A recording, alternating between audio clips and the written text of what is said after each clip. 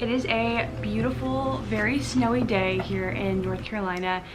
I am currently doing probably the nerdiest thing I can possibly do, which is taking my books that I have, and I got this little stamp from my friend. It's kind of like my personal library kind of stamp with my books. Let me show you guys what it does. It's literally so cool. Bring this in, stamp, and then it does this to my books. I don't know if you guys can see this, but it has my little personal stamp on here. This is from the Library of Ally Michelle.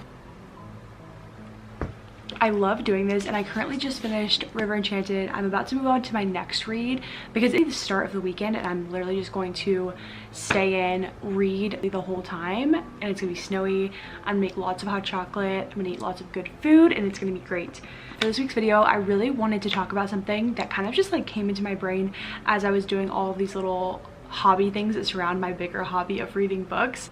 I have seen this like epidemic of people my age, I'm 25, but maybe like a little bit younger, a little bit older, whatever, just have this like overwhelming like sadness about life. And if life is not like exciting, or you're moving cities, or you're doing the next milestone thing, I would actually call this like a maybe self-inflicted depression, with the disclaimer that there are people out there who suffer from clinical depression who obviously need to go to therapy. That's like a separate thing. But I feel like whenever you are told that your life is only of value whenever you are doing something exciting, or you are hitting all these milestones, and then you go onto TikTok or Instagram or Facebook and you see all these other people who are hitting those milestones, it's almost like a recipe for depression. Like, obviously you're gonna be discontent in your life, and again, take out clinical depression from the mix.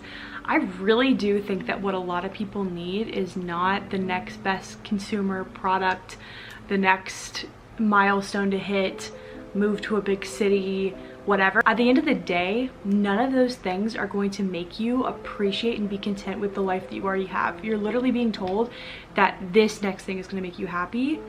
And I feel like there is a lot of value in hobbies. Hobbies kind of replace the time that you would be spending just mindlessly scrolling and subconsciously envying the life of others or feeling better than others, which is not really great either. It's just like kind of a recipe for disaster. In the absence of really doing something of purpose and of passion to us that stimulates us creatively, we are left with a void. We are left feeling empty, and these external things do satisfy this emptiness momentarily. What I've learned over the last couple years is the best thing that you can do in your entire life is just learn to be content with where you are. Cue hobbies. I genuinely think that everybody's life would be significantly better if everybody had like a cozy hobby that you can do at any point, anywhere, any time of year. Mary Skinner specifically talks about having a hobby that existed before phones. So whether that's crocheting, running, reading, writing, things like that really make your life substantially better. I've been going through a bit of a hard time recently. Something that is like very all-consuming if I let it be all-consuming, and yet when I have reading in my life, I am able to decenter myself from my own head. Whenever I'm able to take myself out of my world and put myself into, I don't even know what this book is about really. This is the next book on the roster, Phantasma by Kaylee Smith. I don't really know what it's about, but I do know that I am going to exit my little head right here, and I'm gonna be popping in to this world. Whatever world Kaylee Smith created, that is what I'm gonna be going into. And I feel like it is escapism in a way, but it's also scientifically proven that reading makes you a more empathetic person. And I really do think it's because you are getting out of your own shoes and like forcibly being put into somebody else's shoes. So that's why it's important to read diversely, because then you're able to be in people's shoes that you may have no way of knowing their experience otherwise. I don't know, like if you're like me, you're my age, you've grown up with either teachers or parents, people not necessarily telling you, but you subconsciously believing that your entire worth comes from your job. Whenever you don't have something outside of work that you are extremely passionate about, you either hate your life, are a lot more obsessed and all consumed with your work, or you require other people to sustain any amount of joy in your life, which means that like after work you probably do things that have to do with people, like going out to drink, you know, hang out with friends, whatever. There's nothing wrong with that. I love doing that, but I think it's so insanely important to have something that you enjoy doing by yourself. So doing something that requires no one. You can do it by yourself. I am not joking you. And maybe part of this is because I'm an introvert, but I could literally spend days, maybe possibly even weeks by myself. Maybe not weeks, but I definitely could spend a solid weekend away in a cabin, nobody around. Give me like 15 books and I would have a really good time. And I think that that's really, really insanely important. There's this quote that says, if you are lonely when you're alone, then you're in bad company. I think having quiet, cozy hobbies requires you to sit with yourself. Because if I'm reading, or if I am writing, or if I am crocheting, if I'm journaling, if I'm doing something that's like a quiet, cozy hobby where I'm like kind of just to myself, I'm just like spending the day by myself doing these things, I have no choice but to confront who I am. I have to like who I am, because if I don't like who I am, I'm not gonna have a good time that day. And I think that it's really, really important to learn to sit with yourself. And I think quiet hobbies allow you to learn to sit with yourself. Reading has done so much for me. Like, I can't even really fully explain the role that reading has had in my life. I was reading during the big popularity of John Green books. I was reading during Divergent, during Hunger Games, during Harry Potter, and I can't even tell you, not only like the exhilaration of reading something, and then that was like kind of the era where everything was being turned into a movie, so like reading the book, reading the Hunger Games book, and then showing up to the theater in my little Katniss braid and standing with all of my other 13-year-old friends, and we're like waiting to get into the theater because we're so excited.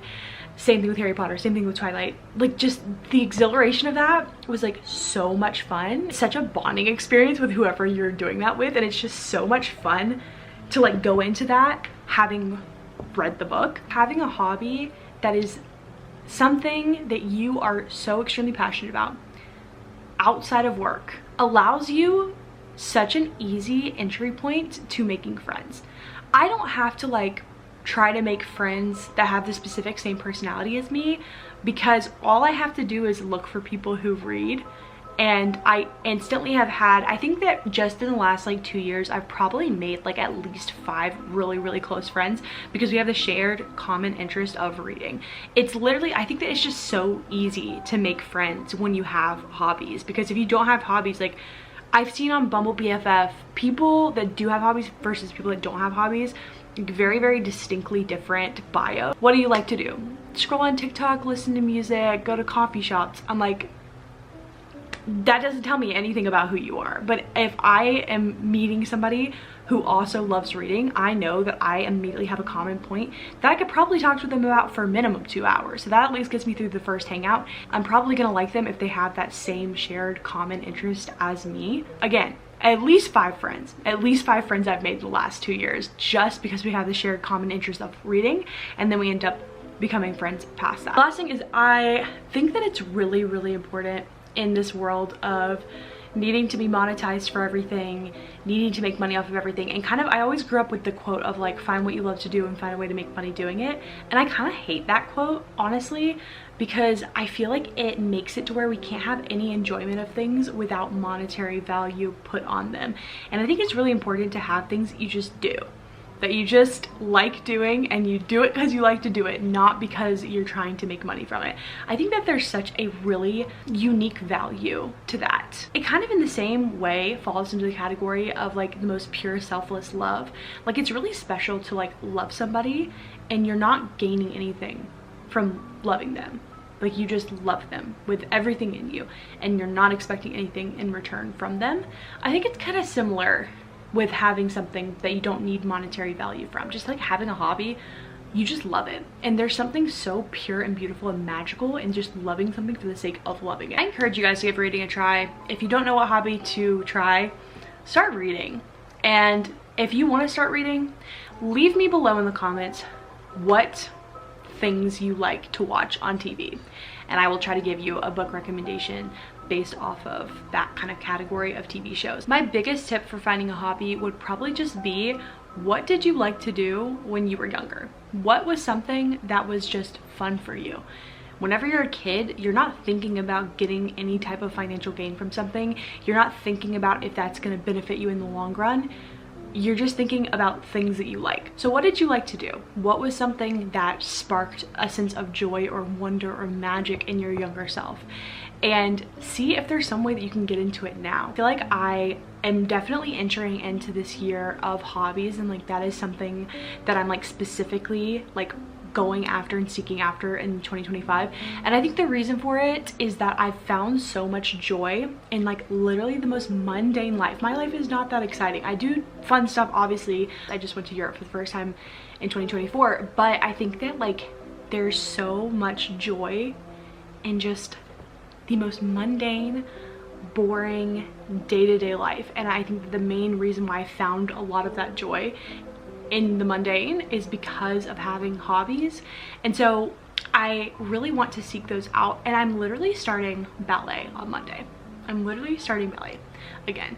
I had a friend that I recently volunteered with, and she went to see the Nutcracker last year. She absolutely loved it, wanted to start taking ballet classes, and so she started taking ballet classes, and then she was in the Nutcracker this past year, and I thought that that was so cool. She's my age. I was like, that is literally so much fun. I also just like didn't know that they had those type of classes near me, so I have my first ballet class on Monday. I just registered for it, and I got my ballet shoes and I got my leotard, and I'm just like so excited about it. I think that really what hobbies do is they bring back that feeling of being a kid and just being so excited to do things.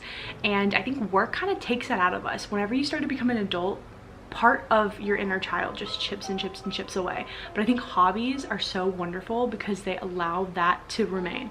They allow you to keep that childlike joy about something that is just yours, that you just enjoy because you enjoy it. I hope that this encouraged you guys to find that, because it has just been so beneficial to me, and I want nothing more than for other people to also experience that, because I would love to see what living in a world where everybody felt that way about something was like. I think that that would just be amazing.